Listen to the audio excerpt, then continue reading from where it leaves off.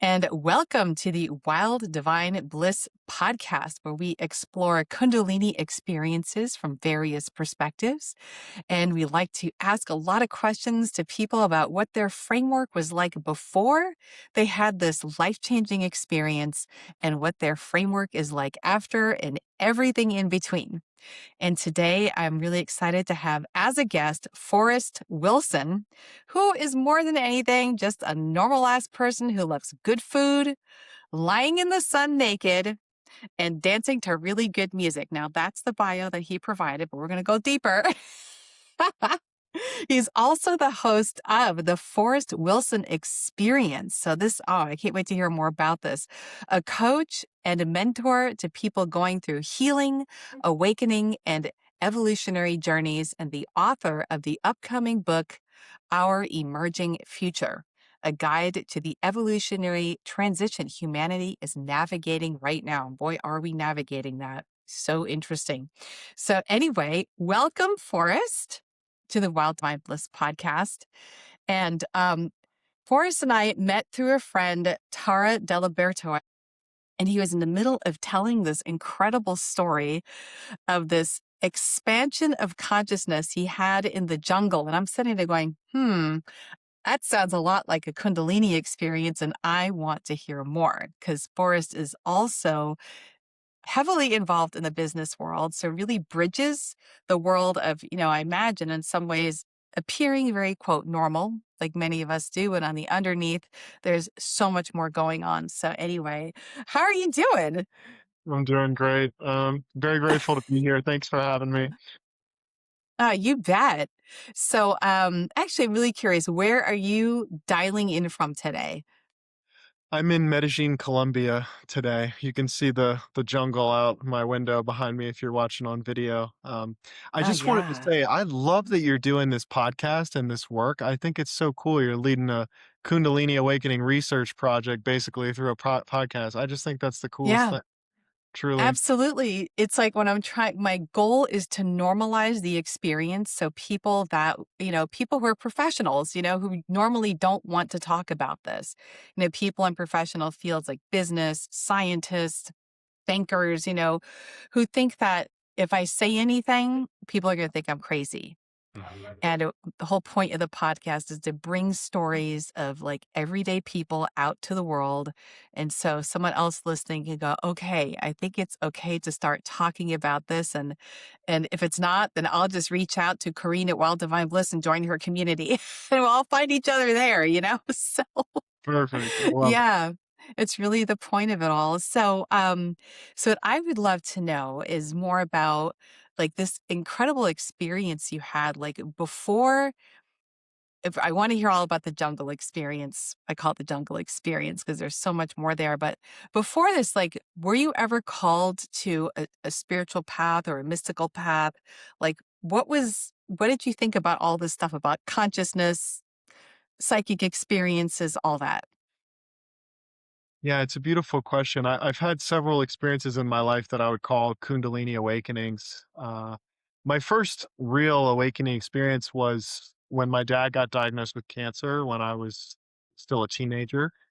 That Oh, shook me to my core. He was always seemed to be a very healthy guy. He played football in college and never smoked a cigarette in his life. He wasn't an alcoholic or anything like that. So it was deeply confusing to me how he got sick, and it really sparked my curiosity into well-being and health. And how in the world does somebody who's doing everything Western medicine says you're supposed to do get sick and die ultimately, yeah. right? It just doesn't make any sense. And so I learned, we're not just the food we eat, we're also, our relationships and our energy, and we are our living history. We are things that, in our epigenetics, Mm. in our lineage, things from our ancestor and our culture. We're not these soloed beings that are separate from everything else. No. We're interconnected in a Wow, fabric. I love what Yeah. you just said. We are living history. Mm. And it's like we truly are. I mean, it's like how many ancestors had to come together in order for us to even be here? What did they have to go through? And I love that you put it that way. So it sounds like that experience with your father, like, really put you on a journey of diving into more of this. Oh, absolutely. I mean, I spent those years after, the whole time he was sick, he had cancer for 5 years before he passed away. Mhm. I dove really deep into a lot of wormholes. I was reading about the Federal Reserve and how central banks work and aliens and all these things now, that Oh. Epstein files, like things that are totally normal to talk about in 2026, aliens, Epstein files, federal, like central banking, all these things. But at that time, 2009, everybody was going, "Oh, you conspiracy theorist, you crazy person, you're just whatever." And I'm like, uh, the evidence seems Ew. to point to all these things being real. So I knew something was off. My dad and I had a lot of conversations about the incentives that, we have a sick care system where the people have a value in a sick care system if they're sick. And we talked a lot about, how there's incentives for people to stay sick and not actually heal. And of Yeah. course, now my work in the world in many ways is helping create a well-being economy and a well-being system. We ask ourselves, for example, what if people got paid to be healthy? Ooh. What a revolutionary question that is, right? Yeah, it really is. It truly Yeah, is. yeah. So anyway, that kickstarted a lot of my journey. And then, when my dad died, that was a moment that I had kind of a light switch moment.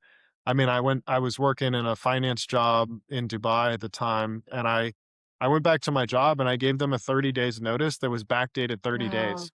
I just said, I'm done. I got to go. And I Wow. left and I Well, yeah. I dove all into my passions. I um was working really hard to avoid a grief process. I didn't really even know Hmm. what grief was, to be honest with you. And at some point, all that crashed and burned. I couldn't keep up the facade anymore, and everything I was working Mhm. on fell apart. And that's what actually took me on the journey to Bali and Thailand on this. I didn't even know I was going on a vision quest and a healing journey at the time. I just Wow. knew I had to go, and so I went. I just trusted that. Um, but that Yeah, that leads that's to the so story that smart. you're pointing to. Yeah. Yeah, that's so smart. When my mom passed away during COVID, it was like I didn't realize how deep the grief process would take me. Right. Right. And for me, it was a lot of unmasking. It was like real. I think the real lesson for me was that you can be spiritually connected and a complete mess simultaneously. And that was okay. And it was okay, literally, that you didn't have to have your shit together. Yeah, It's absolutely. like you could still feel completely connected, have these anomalous experiences, and still feel heartbroken at the same time. So yeah, my heart goes out to you because that must have been super, super challenging. Can you say a little bit more about your experience with the unmasking? It just really struck me in my chest when you said that. Oh wow. Yeah. So it was I think I'd always had like a filter in the sense of trying to be, oh man, how could I put it? Like to always have it together in the best possible way. Because I've been a single parent, it's like I am a single parent. It's you know, I run a business. And it just generally speaking, to show up in the world, like you have to have your shit together to function in order for people sometimes to take you seriously. Or so I thought, and it was, I think during COVID, we all like became unmasked in so many ways, but it was like I couldn't keep my filter. I just became very blunt. It's the best way to put it. Very, very blunt. And my East Coast roots of swearing when I talk, it just, it happens. And it's like I don't shame myself for it either anymore. And I think that was another big thing, Yeah. especially living in California, because some people will say, oh, it's like you dropped the F bomb. Oh my God, it's low vibration. And it's like, well, actually, you didn't grow up on the East Coast. We use it just to express things. Right. It's not low vibration. It's just the way of the world. And I think I became much more able to be human, fully, completely human with all my emotions, Beautiful. um, rather than holding any. negative emotions in. I don't know if that's probably I'd probably have to think about that a little bit more. I feel like I only half answered that. But I don't know if you found anything similar. And it was like all the masks are gone. I was like, I just didn't care. Yeah. Yeah. Oh, absolutely. I mean, it still happens in ways. I mean, there's a kind of ever going refinement process of noticing little ways that there's posturing or performing happening. And, back in the day, it was a whole, my entire identity. So you asked about what was it like before the Kundalini awakening, right? I, Yeah. I was identified as the masks, right? That you're speaking about. Ooh. Right. Yeah. I was not only acting out mask, I actually thought that's who I was. Oh, interesting. Yeah. Well, yeah, it's gee, okay, but that makes sense, I guess, different sense of identity. Absolutely. Yeah, like I am this Forrest Wilson guy who has this job and this resume, and I was born in Virginia, and then I did this, and then I did this, and then I did that. And you know, for me, Kundalini awakening blew me open to something so much more vast that we all are actually. It's one being, one consciousness. Um, Mhm. and we Yeah, are. it's so true. So true, yeah, and for me, it's like since I've already been on this spiritual path, it's like call it the grief, moving through the grief and the unmasking helped me realize that I can be fully human and feel completely spiritually connected simultaneously. I mean, I can be in a bad mood and still yet, for some odd reason, have access to that inner peace. Yeah. It's like I can actually like just be in a dark space and have like incredible amounts of synchronicities happen. Yeah. I didn't have to always be positive. I mean, that was one of the biggest gifts, I think. It's like, and it leveled up, of course, a sense of compassion. I think we have to go through so many things in life so actually become more compassionate. That's part of the goal, I think, of our soul. Like you said, because there's no separation, and we can see ourselves and others more easily. I had a Yeah. I had a near death experience at the end of last year. I was swimming in the What? ocean in Mexico and I got sucked out and I almost What? drowned. And Wow. I had an out of body experience when it happened. So I was actually coming from awareness, looking down at my physical human body, going, uh oh, that guy's not doing good right now. Like, this is not Oh, good. wow. And it was so crazy because I really had the experience of it was the most palpable experience I've ever had of being a human being and also being spirit, consciousness, Mhm. awareness, the divine at the same time. And from the perspective of consciousness, it's like no matter what, everything's fine. Like everything's okay. Just total at peace, well being, like it's all okay. And from the perspective of the human, it's like, oh my God, like just Yeah, so exactly. It's like, survival. Yeah. survival. Wow. Both of those happening simultaneously, and I feel like that experience actually opened up even more of a really beautiful non-dual between the two, where, awareness is coming even more into the body, and the body's letting go and releasing even more into awareness. Um, so yeah, I know exactly what you mean about being in the in the fear or the depths of a really bad situation and feeling that fully and simultaneously feeling like everything's totally okay Yeah. in the same moment. Yeah, and it's really true, and I believe, a lot of us get stuck on our spiritual paths thinking, "Oh, everything has to always be peaceful and happy and joyous in order to be spiritually connected," and it's like, I'd had hints that that is absolutely not true. I feel like I've gotten smacked upside the head many times on my spiritual paths, like, it's absolutely not true, but, like, this was, like, the culmination of all of it. It's like we have because it wasn't yeah, a lot had happened, like, right during that period of COVID. My mom was just one thing. I had 2 other major losses during that time as well, and, so it was, like, compounding. So there's no way you can keep a filter on, and then but if you're spiritually based, you realize, "Oh, that feeling of connectedness is still there despite the fact that everything looks like it's completely falling apart in the outside." So, yeah, wow. But, um But anyway, enough about me. I really want to hear about your experience in the jungle. So, like, why were you in the jungle to begin with? And then what happened? Yeah. Yeah, beautiful. Yeah.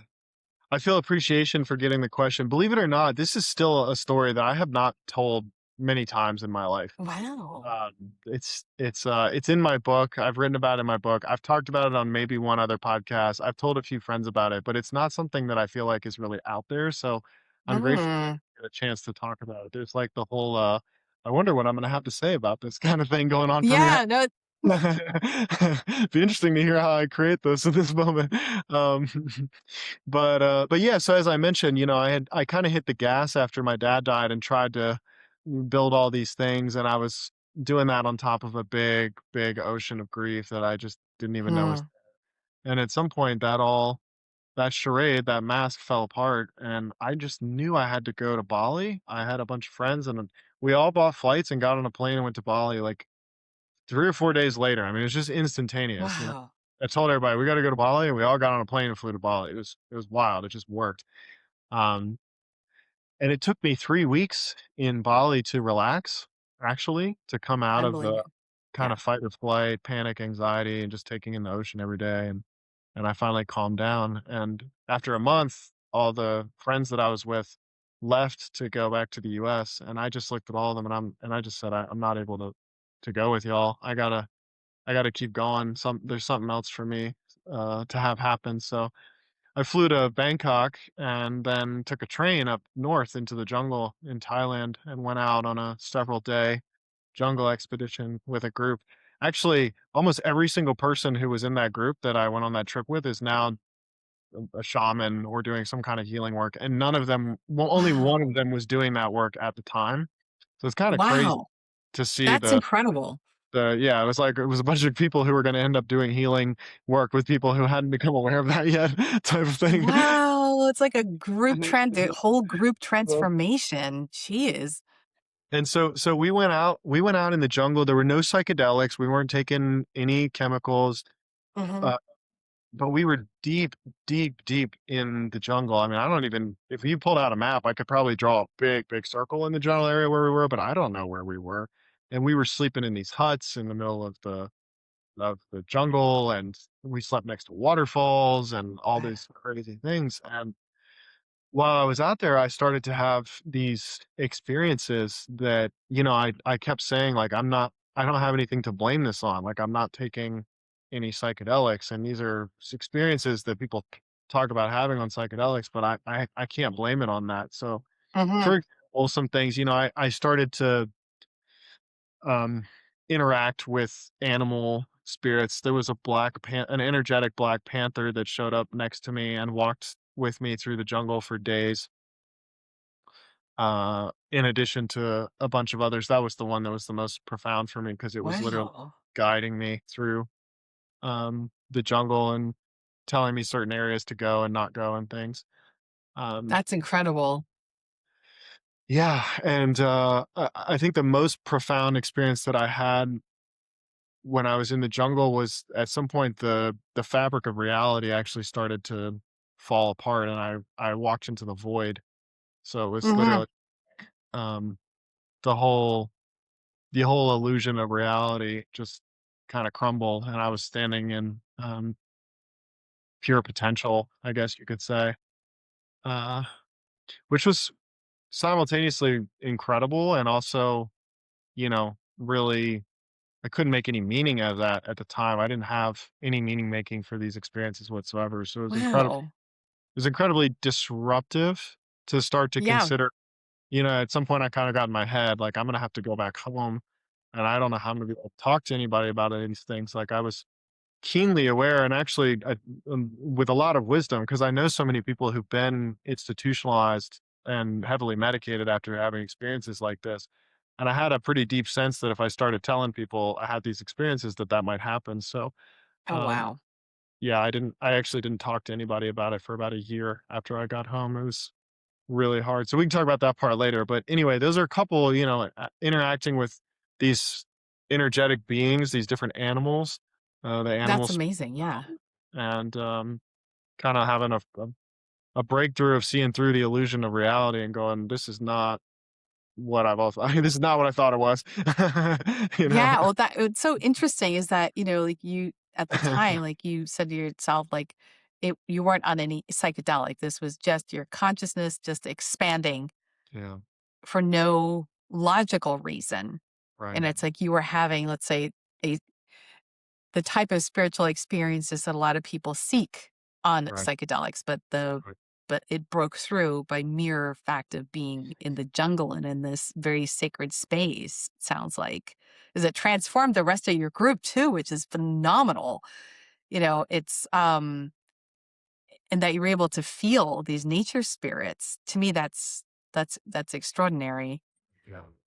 Wow. So like when you were walking, like when you first started breaking through, let's say, say these Kundalini experiences are often like you just you're punching a hole through reality. You're going from 3 dimensions to 5 dimensions with sometimes with like no warning.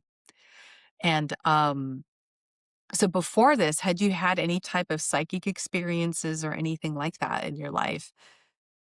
I had had a couple. I remember one morning when I was in Singapore, I was maybe 22 years old, and I, went to bed. And the next morning I woke up and I was in the corner of my bedroom looking down at my body, Ooh, I wow. had an out of body experience. And I was going, wait a minute, that's me on the bed. Like, what's going on here? I actually didn't think too much of it at the time. It Hmm. just happened. Uh, and then, well, now I'm wondering, I wonder how many more experiences like that I had before. Yeah. Hmm. Sometimes people have them, sometimes people don't. And I'm always curious, like what was it like before? So when you were in the midst of this experience, it sounds like of course you would think, oh my God, I'm probably institutionalized because what Right. I'm seeing, like, it's not real, but what you're seeing is real Right. at the same time. Yeah, It's like, okay. I was aware. I mean, I was working in a couple of startups in that interval that I was speaking about. My dad died a couple days after I turned 24, and this trip Mm, to Asia was when I was 27. So there was about a 3-year time frame in there where I was working really hard and avoiding the grief that I was talking about. yeah. Well, one of the startups that I was working really hard on, we hired some leadership and organizational development coaches who, of course, are doing consciousness work. That wasn't Yeah. that wasn't the way it was sold to us, but that's what we were doing. And I took a stages assessment to assess my level of consciousness and meaning making, and I was reading poetry with my coach and doing Myers Briggs and these, Oh, learning about trauma and these kinds of things. So I had shadow. I was getting into Carl Jung. Um, so I had an awareness, at least conceptually, that this mm-hmm. kind of stuff was a thing. Um, but I hadn't had experiences, and I hadn't talked to a lot of people who had had experiences. I had talked to people who had read about stuff, but it's very different to have a conceptual Yeah. relationship with things versus an experiential one. Oh, yeah. But at least you had a little tiny bit of a Well, framework yeah, yeah, walking in. It's like to help you maybe to digest a little bit of it. right, right. Wow. So what was it? So what was like one of the first things that happened while you were walking through this jungle? Was it the the panther? Was it, you said it was a black panther, right? Was it the panther was the first thing you saw or saw in your mind's eye or what else? That's a great question. Um, I don't know if I have the memory of what happened Hmm. sequentially. I'd have to sit with that question a little bit more, Doesn't but matter. Yeah. I don't even know, like, when I was writing my book, I was going, "Did that happen before that?" And I was pulling out my phone and looking at pictures, Hmm. trying to sort of piece together. I went through some old text messages. I'm like, "Is there any clues of the actual chronological sequence of the way these things went down?" Uh, but what I know with the one of the trippiest experiences that I had was we were sleeping in this, when you're out there in the jungle, um you're sleeping on these floorboards that are 3 or 4 feet above the ground, so the snakes can't get to you. And Hmm. then you have a mosquito net on you, and you're basically sleeping on plywood on a cot that's a quarter of an inch thick with a mosquito net covering. Jeez. And there's wide open doors, so anything could come in and come out. It's just kind of crazy. Yeah. And this one night, it was energetically, it was so turbulent. I mean, Oh. most of the nights that we were there, we just kinda all went to sleep and passed out, but that night, people were getting up, they were getting down, one guy went outside to sleep in the hammock, somebody it was just a restless, Huh. very, very strange night, and I remember, the that whole day, we had wondered if there was, like, a tiger that was following us or something, like, we felt the presence of this cat like, Mhm. around us, and we're going, "Oh my god, like, if we go to bed and this tiger comes in, it's gonna eat us," like, we're Yeah. and I remember at one point in the middle of the night, I was lying there, and at some point, I looked up in the corner of the thing that we were in, and I saw this massive panther, the Oh. face of this panther, with a head that was 10 feet wide kinda thing, like, it was very What? odd Oh my god. animal, but it was huge, and I didn't feel any fear, actually, when I looked Hmm. at it. I just looked at it, and I went, "Whoa." Like, you know? Um And that happened, and we just stayed like that together for hours. But the next morning, we had breakfast, and there was this weird thing where everybody's sitting at the table, and everybody's eating, and nobody's talking, right? There's that weird Hmm. thing. Everybody's being quiet and eating. And at some point, the silence just kinda like, I just broke, and I was like, "I have to tell you guys something," like, "Last night, I'm lying, no, no, no." It felt super weird. Everybody's like, "Yeah, it felt so weird." Like, there was this cat energy. We're all, like, resonating about the experience? And at some Wow. point, I say, like, I looked up and I saw this panther, and the other guy down the table looked up at me and he goes, "Did it have green eyes?" And I was like, "Yeah." And he goes, "I saw it too." Which still to my mind blows still to this Mhm. day blows my mind because I'm Yeah. wondering, did we see the same thing?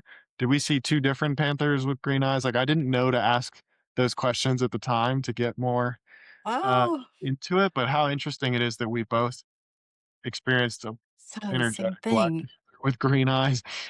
Incredible. But it's so interesting about that. It's like here you are in the middle of nowhere where I say like the magic can still exist.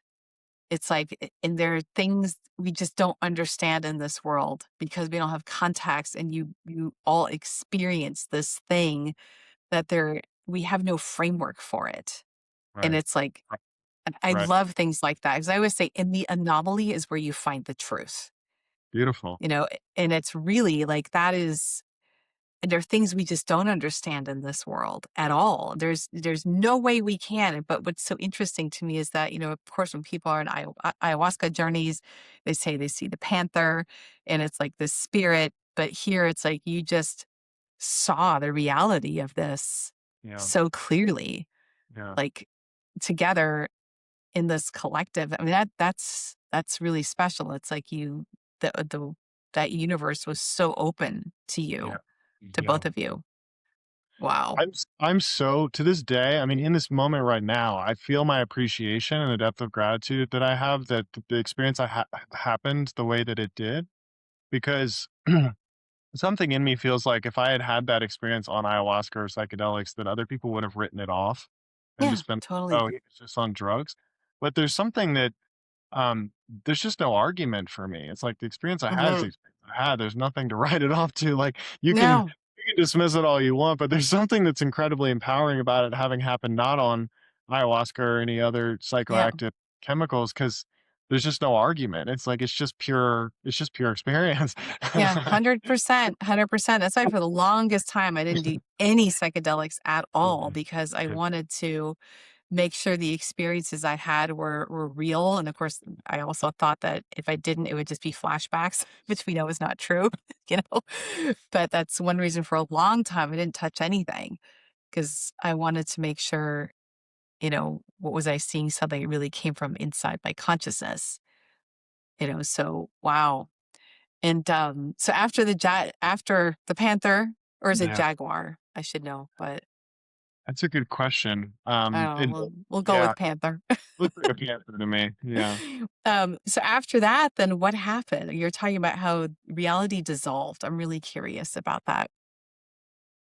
I guess it actually was a jaguar. I called it a panther for many years, but now that I'm connecting with it, it actually felt more like a Hmm. jaguar than a panther. I just said panther. Um, Sorry, give me your question one more time. What happened after that? Is that what you said? Yeah, what happened after that? Because a moment ago, you talked about dissolving consciousness. Yeah. And so what did that feel like when you were walking or when you were, like, being? Like, how did that experience what was that like?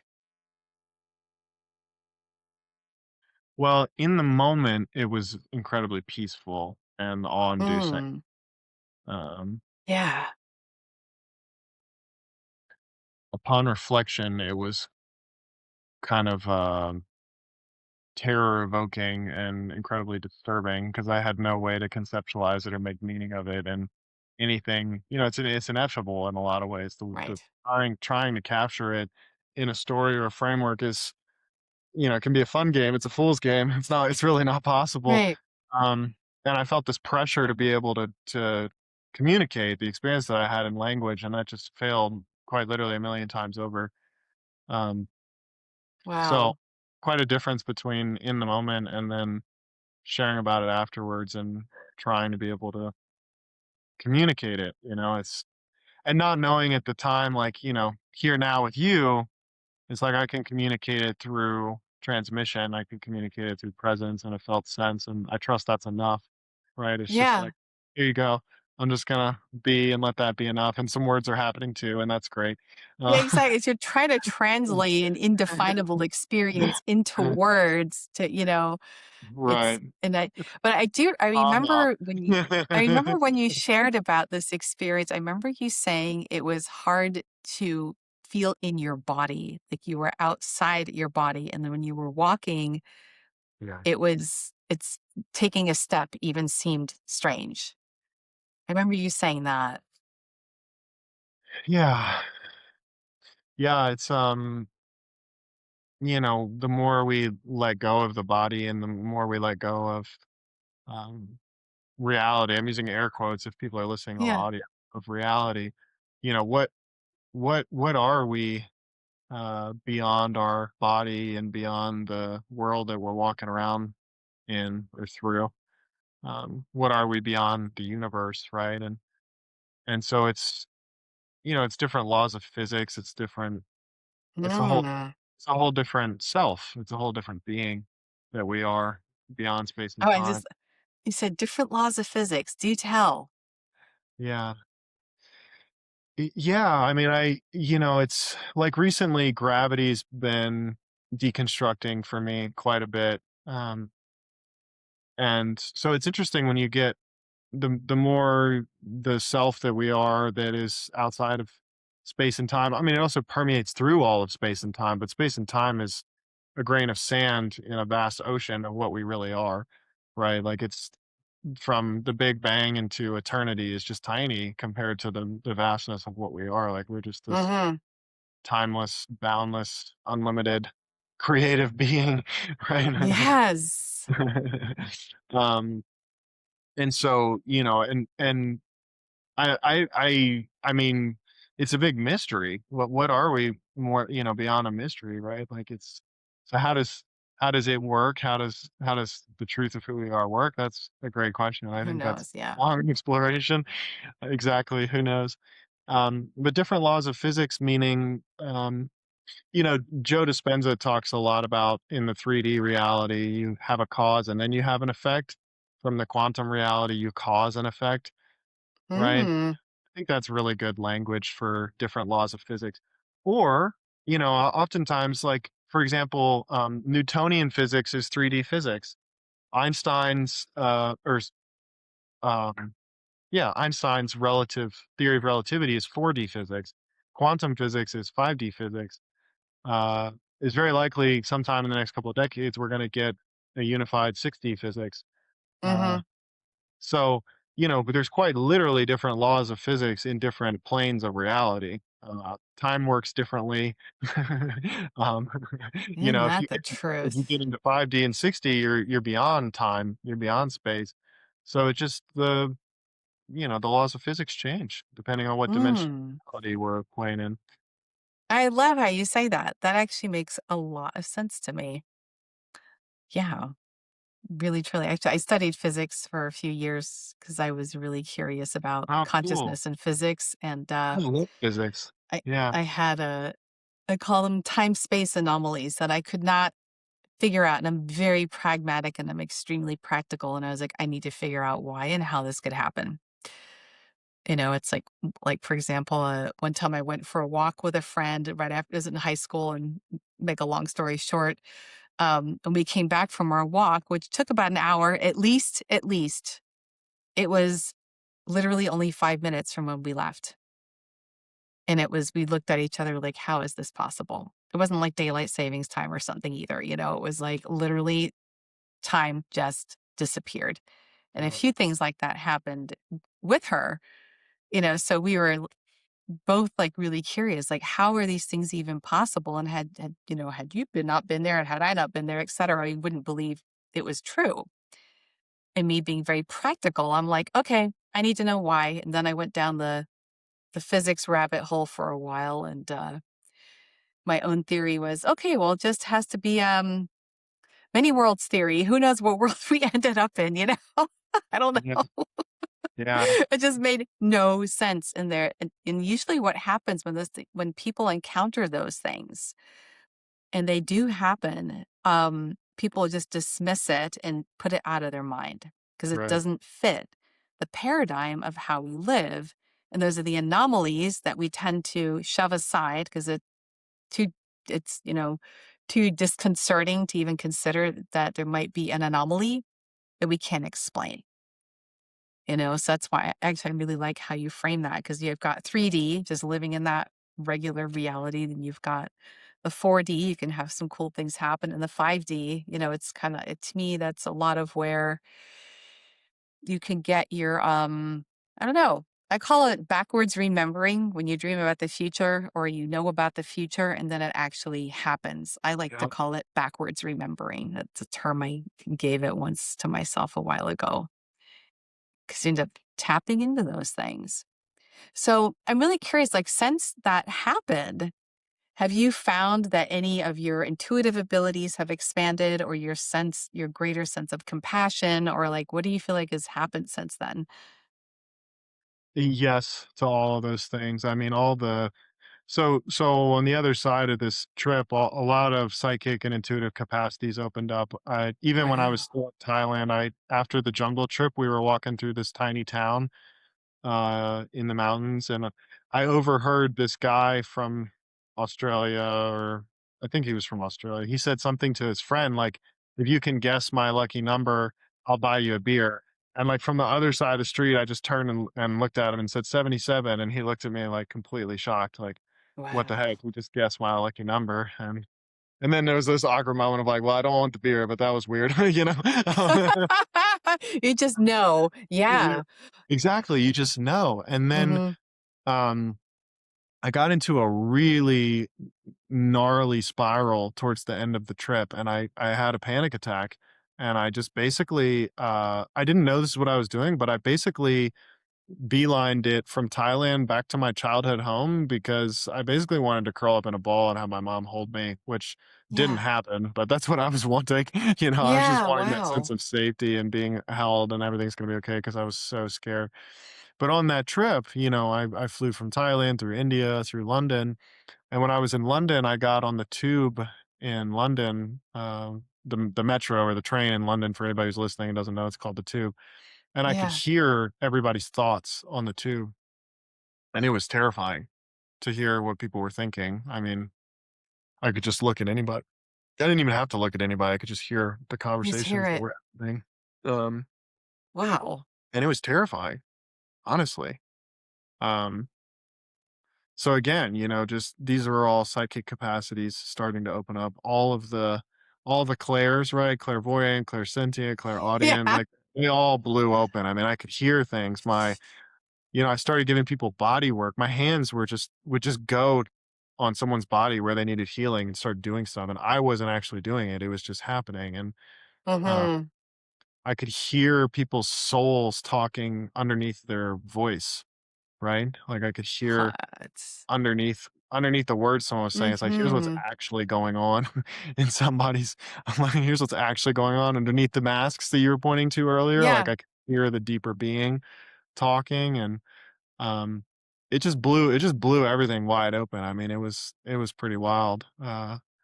And fortunately, a couple of years later, I got to be a part of a spiritual awakening support group where for a year I had people showing up in my Zoom room every day and I was supporting them integrating their experiences they were having. And that helped me integrate quite a Yeah. lot. I developed a capacity for holding space and working with people who had non-ordinary experiences. And um, they were calling them Mhm. spiritual emergencies at the time, which I didn't really like that term. It felt too stress inducing, but Yeah. the idea being, people would come in my Zoom room and go, "Jesus Christ is standing in my living room and, he's talking to me. How do I navigate this?"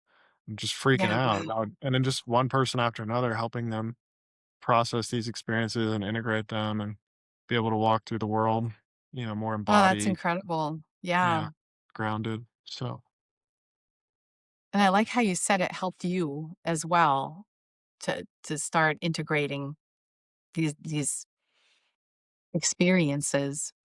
I know like that I'm glad that that network is alive and well again because I think they stopped for a while. Um because when I used to live in San Francisco when I went to school there, there was a group of people who were involved in the original creators of that network. And then it had stopped. And then I'm glad that it's revived because it's especially nowadays, there are more and more people having these experiences.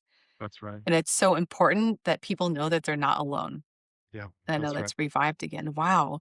And since then, like how have you managed to integrate, let's say, this capacity for greater consciousness and still be in the world? And I know that you're involved with business and be in the business world and stay grounded and bridge the two together. I'm really curious.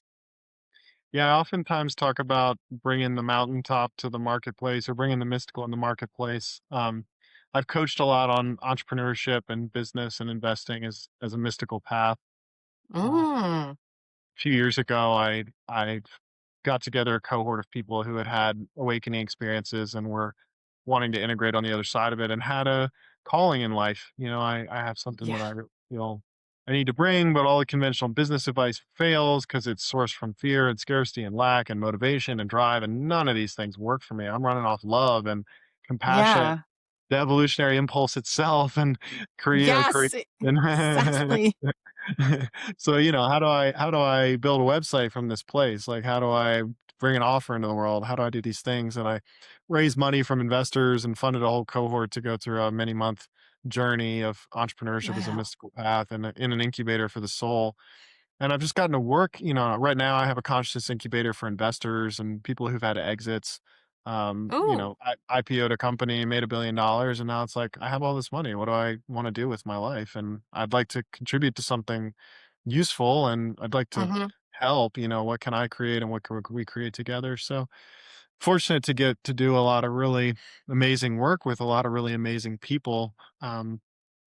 And again, it's a different consciousness. Like there's a lot of suffering in the business world, right? It's one of the biggest places of suffering in the world right now. It's Yeah. obviously not the only place of suffering, but it's a place of tremendous suffering, and it's propped up on caffeine and alcohol mostly. Those are the two drugs that sort of keep it Yeah. in a holding pattern, right? In a lot of ways, the whole thing is kind of trying to fall apart and be reborn into a new, more beautiful, essential expression of itself. So essential capitalism, a well-being economy, Yeah. whatever you want to call it. These are things that are really in my heart and stuff that I want to see win in the world, for lack of a better way to put it. 100%.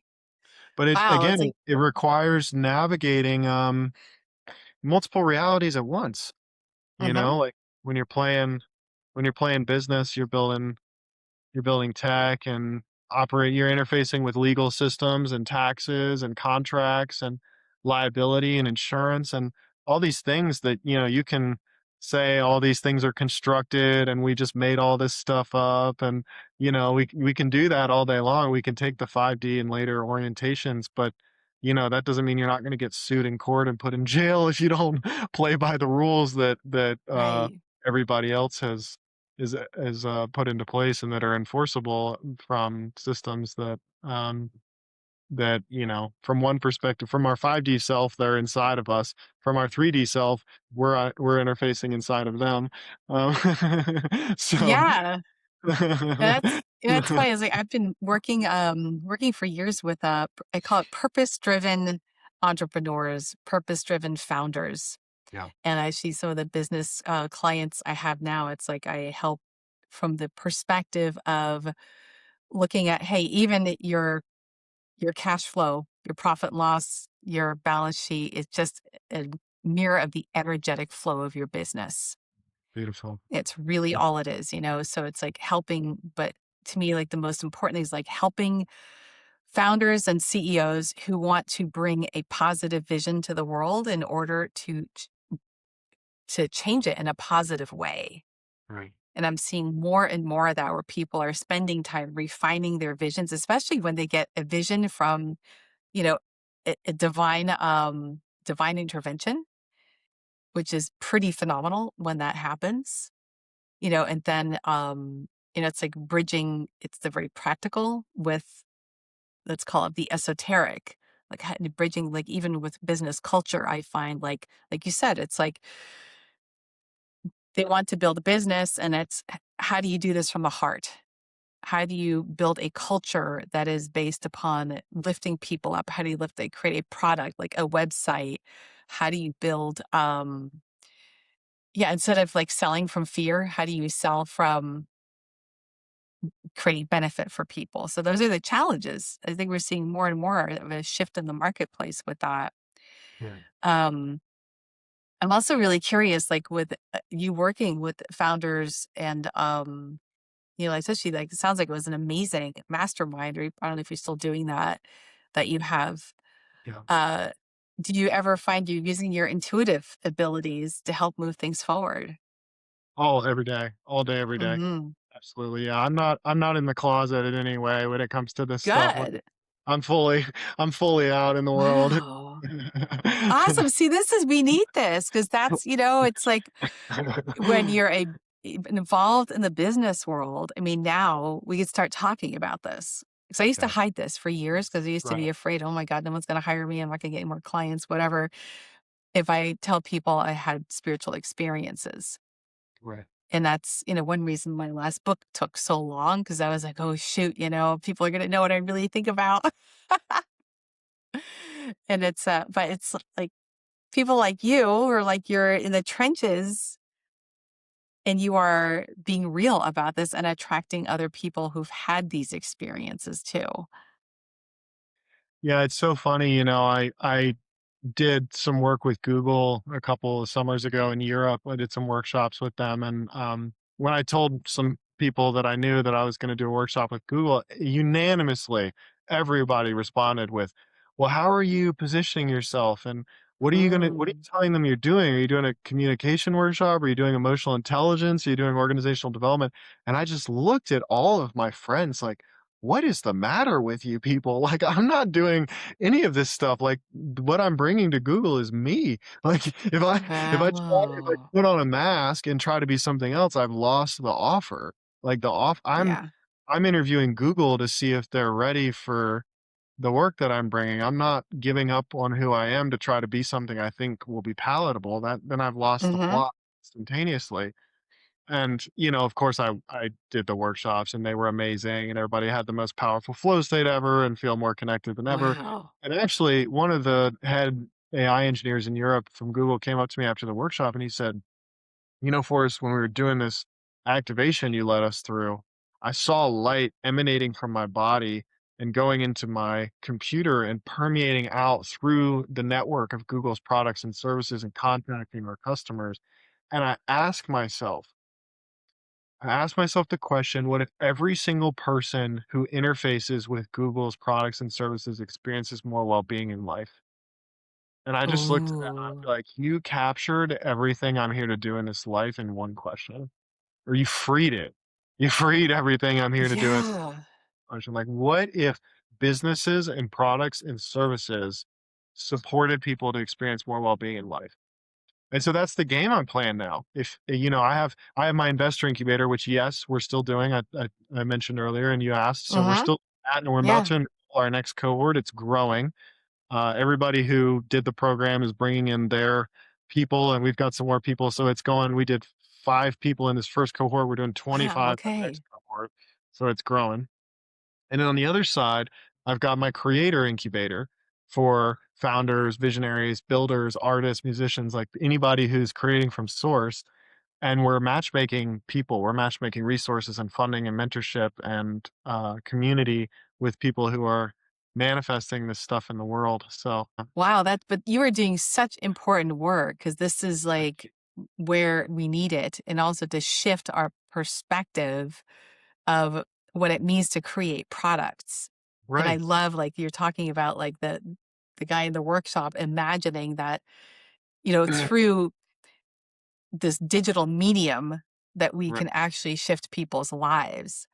And it's like I've been saying lately, talking about, 30 years ago, we only had two kinds of worlds, or I should say, we had our 3D world and we had our 5D, quote, Akashic records, whatever you want to call them. In the meantime, we've been creating a whole other universe of digital information. Yeah. And it keeps doubling. I learned this was I did a presentation a couple weeks ago. It's doubling every 12 minutes, the Wow. amount of data in the cloud. Wow. So the cloud that we have is something we can create with. It's like we are creating a whole other universe. I mean, think about even if you just thought about one video game, think of World of Warcraft, you know?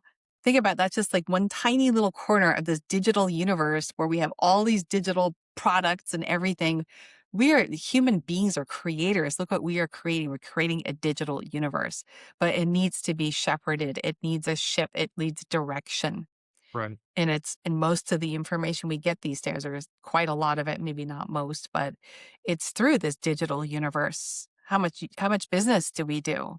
Right. Google entirely through this digital universe, and the fact that we can shape this digital universe Yeah. and help people gain higher consciousness through it Yeah.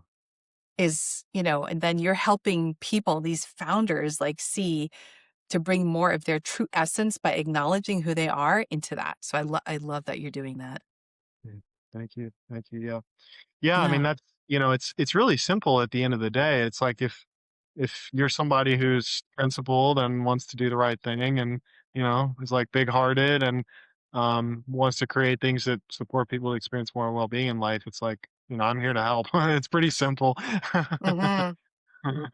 Um, but I feel very fortunate because, you read on the news and you hear things about the state of the world, but I feel like I'm surrounded by a village, like a global village of people who are getting out of bed every day and going, how do we create the most good for the most number of people, right? And um, that's safe. There's some sense of safety in that, Yeah. knowing how many of us are, no, knowing how many of us like you and me are just all in, basically. Oh, yeah, it's like I can't help it. It's like a Exactly. it's like it's a given. It's just Yeah, like yeah. but I'm wondering, so, what would you say has changed in your life from before? I wanna the experience you had in the jungle was profound. Um, so what has changed in your life with your perspective in the before and after that experience? I mean, I think it would be an easier question to answer if you asked me what has not changed, because Yes. I don't know if anything has not changed. So when you ask what's changed, it's like, oh, I mean, I'd have to talk for 3 lifetimes probably, but everything basically. I don't think there's anything that hasn't changed. Really? But if you had to say, how about what drives you? Would you say is there any difference in what drives you? Yeah, of course. I mean, before I was driven by I greed or ego, self-interest, personal sense of achievement and accomplishment, motivation, a lot of that, push through the pain kind of. I had a lot of athlete upbringing, so there was a lot of push through the pain, motivation, drive. Mm. grit, these kinds of things. Yeah. Um, which, in some context, in some moment can be healthy even today. But of course, my main fuel sources today are different kinds of flow and inspiration and downloads and there's this experience of Yeah. doing from non-doing. Like, to be honest with you, I don't actually feel like I do anything. I just feel like I get to participate in the cosmic unfolding. There's something way bigger than me that's doing everything, and I just get to participate in that. It's not a passive thing, it's a participatory thing. But I'm not convinced there's any I that's doing anything at all, actually. See, I love that, but that's a huge perspective change. Huge, huge. It really, Absolutely. really is. It's enormous. It's an enormous difference of a driver, Yeah. and one thing I want to just touch on what you said is, you love getting the downloads. And for me, it's like that's something that also really drives me. It's like I call them the insights. Right, It's like you get that spark of insight. right, It's like a creative moment that it's right. like, to me, that's like food for the soul. It's an absolute necessity. Absolutely, And I find absolutely. that so many of us, like on this alternate path, it's like we're just driven by, it's the sense of what makes us feel more connected to this greater energy that wants to move through us and how we can be of service through it. Just allow it to be. Yeah. And we don't know how it's going to manifest sometimes. Is it through inspiring people? Is it through, you know, it could Right. be so many different things. So many different things, even in Yeah. different moments. I mean, it's the kind of operating system of creatorship is, it's a journey that happens working with people coming from business. Because of course, in the conventional business context, your goal is fill up your calendar as much as you can and have everything scheduled and agendas. And from a creatorship perspective, Mm. kind of like it's like an apprenticeship with creation. I feel like, so from a It is. It's like yeah, you have to create the space. And exactly, that's, one of the like things that I always availableness. talking to my people I coach about is like, you have to create the space. Right, Otherwise, your brain, I mean, even with based on neuroscience, it's like your brain cannot integrate and consolidate the memories needed in right, order to have the insight. right, It's like you have to like sit back because sometimes work is not just working on your computer, it is actually literally getting away. right. That's where the real visionary process actually comes in. And I think that's a rewiring I would love to see in our society in general, that people understand that that is part of Yeah, just the human necessity. beautiful. So well said. Yeah, yeah. I just use the phrase availableness, and Mm. I mean, nobody can get on my calendar before 11 a.m. any day of the week. I've got it all blocked off. I wake up 6 in the morning usually, and, you Mhm. know, meditate or watch the sunset or go have some breakfast or go to the gym. I mean, there's a million different ways my morning can look, writing, creating, whatever, but it's like I'm just available, whether it's rest and Yeah. recovery, whether it's going to the sauna, whether it's diving into code and building something like it, whatever. But that Yeah. it's like you can't get in here. There's boundaries. I do the same thing. It's Yeah, just like I'm not available, you right. know? I'm in a Right. meeting with myself. Yeah, not available for that kind of stuff, but completely available for the divine, completely available for Mhm. completely available for connection, and, um, that's the sustenance for the soul that you Yeah. mentioned, right? The food for the soul. 100%. Yeah, without that, it's like, yeah, life can feel Yeah, you become dry. like a mechanic or your car or a mechanical machine. It's just not the way. Well, not the truth. Jeez. Mm. Wow. So I'm wondering, are there any final thoughts to, let's call it like how you frame your experience? Like any type of, I don't know, is there any type of philosophy that has helped you integrate it more? Like Eastern philosophy, Western philosophies, Gnosis tradition, Stoicism, or maybe Eastern philosophy through Hinduism? Or is there anything in particular that you found that helped you and is helping to look at this? I think some of the developmental models, like Terry O'Fallon's stages model, has been really helpful for me if you know her Ooh, work. Say her name She again? Terry O'Fallon. She Terry took, O'Fallon. I'm not familiar with it. Yeah. yeah, she took Ken Wilber's work and Suzanne Cook Reuter's work and kind of made a new model, and that's been really helpful. And then her brother Kim Barta is a shaman and healer who has been a tremendous gift in my life. He and I have taught programs together, and he's been a mentor and a friend for the better part of a decade now. So I really feel a lot of appreciation for Kim. Wow. But it's interesting when you asked the question, I actually got really connected in the moment to our listeners and everybody who's here tuning in. And, if you've made it this far, I want to say thank you. And also, I feel like the primary cosmology, right? The primary worldview is for me, we're born in a world that tells us that we're not good enough. We're not enough. We have to learn things outside of us to be enough.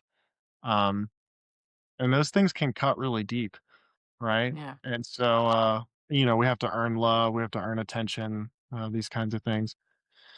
And this path that we're speaking about here today on this podcast, it invites us on a really deep unlearning journey. There's a releasing and letting go of these lies that we take on that we're not enough, we're not good enough, and helps us reconnect to the truth of who we are so we can emanate and radiate that into the universe. Um, so I just want to share some love and kind of like a hug with anybody listening and just share appreciation for you being here with us. I feel like that's the cosmology that I want to Yeah. propagate through the world. I love that. That it might yeah, wow. I think that's really beautiful. It's really true. It's like people made it here this far with us today, and to know that I love your message that we are good enough and literally like divine beings, and it's not like you have to sit there and earn love, you That's right. know? That's right. Yeah. Yeah. We're both here. Wow. We're both here loving everybody who's listening. So a reality check. You've already got Exactly. If all else fails, let's remember that, right? Oh my God. Wow. yeah. So, Forrest, how can people reach you? Of course, I'll put this in the show notes as well. But if Yeah, anyone would like to reach out to you, we yeah. can link to my website, which is forrestbwilson.com, my Instagram website, and my podcast, The Forrest Wilson Experience. We've got, I think, over 30 episodes now over the past few years. Wow. So it's got a good library there for people who are interested. And then we'll link the program that I mentioned too. It's like a soul embodiment plus creative collaboration ecosystem. Very excited about it. Been working on it a good bit. So we can link those things. And of course, feel free to Okay. email me or reach out if you want to connect more. Happy to be here. Okay, great. And I'll put those in the show notes. Well, thank you so much for being with us today. And I guess that concludes another amazing episode with these incredible guests we have for the Wild Divine Bliss podcast. Thank you for listening to the Wild Divine Bliss podcast. If you've had a Kundalini experience or some kind of spontaneous spiritual event that completely changed your world, well, you're not crazy and you're definitely not alone. There are more grounded, intelligent people navigating this than you might think.